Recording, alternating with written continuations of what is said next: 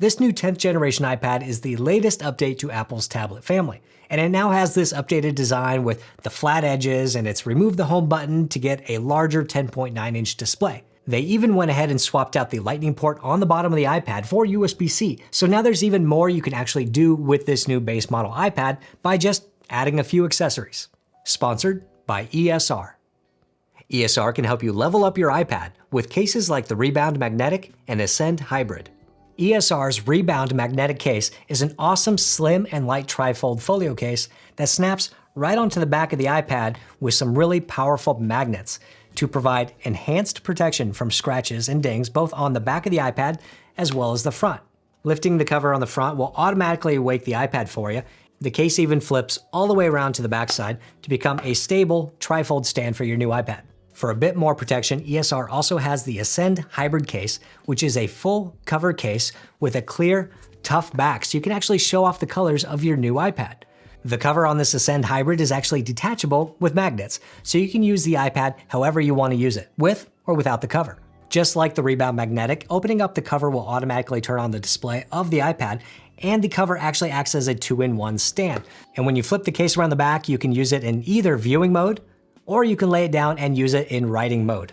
Both the Ascend Hybrid case and the Rebound case come in multiple colors, and you can save 10% using the code in the description below. And my thanks to ESR for sponsoring this video. First, let's go ahead and start with something the iPad just can't work without, and that is charging. This new iPad comes with a 20-watt charger adapter inside the box, but I find this adapter to be awkwardly sized, so for a single device charger, I actually prefer this Anker Nano Pro. This is a GaN charger, which means it uses a newer form of electronics for charging at the same speed, but at a much smaller size. I mean, look at that. This little guy is perfect for tossing into a bag or taking with you, or even just fitting better on a wall behind your nightstand than, the included power adapter. The Nano Pro charges at the same 20 watts as the included adapter, so you won't lose out on any speed, but this is just a much more compact adapter. An alternate option for charging is this Apple dual port power adapter. Like the Anker Nano Pro, this is actually a GaN charger as well, but has 2 USB-C ports on the bottom for a total combined charging of 35 watts. Because the prongs actually flip in and out on this adapter, it kind of makes it the perfect travel companion for charging multiple devices, or because it's so slim, it can actually fit behind your bedside table, and with the dual ports, you can actually charge your new iPad and your iPhone at the same time. If you're somebody who likes to take notes on an iPad or casually draw or use even more advanced apps for illustration, then you may want to pick up a stylus type device to get the most out of your new iPad. For this 10th gen iPad, I recommend this new Logitech crayon, which charges with USB-C. This stylus was just updated to support the new iPad, but it also supports the iPad Air and iPad Pro, and the best thing about it is that you don't actually need to pair it with an iPad. So if you have multiple iPads in your home, you can actually go back and forth between them. I find that there's no delay or lag when using the crayon, and there is even tilt support so it can change the weight of brushes as needed. This updated crayon charges with USB-C just like with the iPad, and you can get 7 hours per charge. Also, there's actually a convenient on-off switch so you can actually turn this thing off to save battery. Now, I'm not a huge fan of writing on glass, I just don't find it tactile enough, so I'll be throwing on one of these iCares matte screen protectors, which serves 2 purposes for me. First, they create a much more enjoyable pen-to-paper feel than writing directly on the iPad glass itself. It just gives a little bit of resistance, like making it feel more like writing on paper. Second, I like matte screen protectors because they reduce glare, and the 10th generation iPad just does not have as good anti-reflective abilities as higher-end iPads, so for me, the reduced glare is a must. I have these on all of my devices, and I just made a video recently about installing it on an iPhone 14 Pro if you want to check that out. Now, if you want to be super productive with the new 10th generation iPad, you can always pick up the new Magic Keyboard Folio. This is Apple's new first-party keyboard for the new iPad, and it comes in 2 pieces. The first piece just kind of snaps onto the back and is held on with strong magnets and has a built-in kickstand, so you can adjust the angle to whatever angle you're looking for. The second piece is the keyboard, which again snaps on magnetically to the bottom of the iPad and connects with these little pogo pins that you can see down here. That means that once you connect the keyboard, there is no pairing or connection that you need to do to get this thing working. I find that the keyboard feels really good to type on and includes a full function row for controlling media, brightness, locking the iPad, and more. The keyboard also acts as a screen cover for the iPad for when you're carrying it around, but you can also actually fold the keyboard all the way around the back, like so, to use it in tablet mode. And if you don't like the feel of the keys on your fingers like that, you can actually pop the keyboard off, flip it around, and do it that way so you don't feel the keys. I do want to point out that because of the kickstand design, you need a large footprint of space to use this thing. So you will need actually more than 12 inches of space on your desk or lap or whatever to use this keyboard case. The biggest addition to the 10th generation iPad has got to be this USB-C port at the bottom.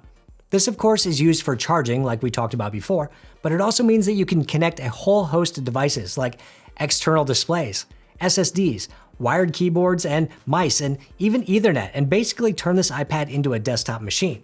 And this one device can help you do all of that. This is the CalDigit Soho, which is a great little dock that's perfect for home or office use or even for travel. With a single connection to the iPad, you now have the ability to connect a display with HDMI or DisplayPort. You can connect USB-C and USB-A devices. It has 2 SD card readers. There's even a pass-through USB-C port for charging the iPad.